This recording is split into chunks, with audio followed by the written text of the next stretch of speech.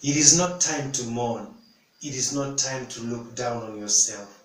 It is not time to evaluate yourself the wrong way. God sees you as a mighty warrior. God sees you as the one He has chosen in such a time as this. Do not be so discouraged to understand what He's saying. Pursue and you are going to receive.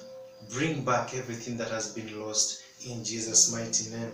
When we read from the book of 1 Samuel 30, it says, 3 days later, when David and his men arrived home at their town of Ziklag, they found that the Amalekites had made a raid into the Negev, and Ziklag they had crushed Ziklag and burned it to the ground.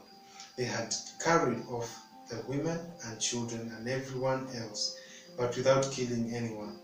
When David and his men saw the ruins and realized what had happened to their families, they wept until they could weep no more. When David and his men saw the ruins and realized what had happened, what are you looking at that has made you realize things the wrong way? Do not look at the battles around you and fail in your spirit. Do not look at the attacks that have come and you start judging that place, asking yourself if it is God in the first place. Remember that God does not change. No situation that has come to you, He did not know. So do not act like you do not understand that it's God who brought you there. He anointed you for such a time, and He knows you can overcome in Jesus' mighty name. When David and his men saw the ruins and realized what had happened to their families, they wept until they could weep no more.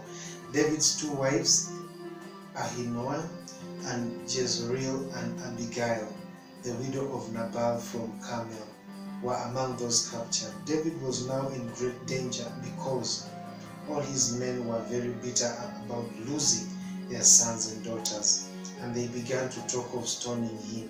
But David found strength in the Lord, his God. Where do you find your strength? In what things do you find your strength? Your strength is not in your family, not in your job, not in the things that you can do. Your strength is not in your mind.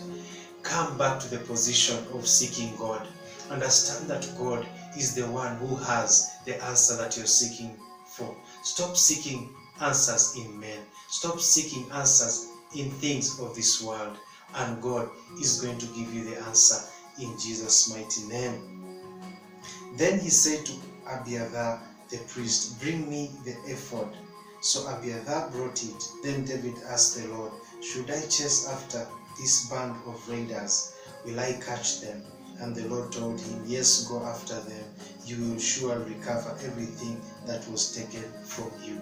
I'm here today to tell you, you will surely recover everything that you've lost. If you begin looking at things positively, if you realize that you are anointed for such a time as this, you will not cry with those who are crying. You will not fail with those who are failing. People are seeking answers, and if they come to you and you don't have the answers, then you will be defying what God is talking about you. This is the moment that you should realize that God has put you in that position so that His name can be glorified, so that people can see Him great. So stop crying, stop seeking for a way out of what God is asking you to do, but instead pursue and overtake. The Bible says, and David slaughtered all the Amalekites and brought back everything that they had stolen.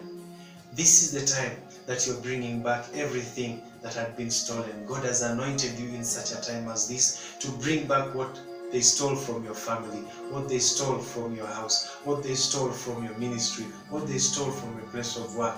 The peace that they stole from you, you are going to bring it back because you are anointed. You are anointed for a purpose. You are not anointed to fail.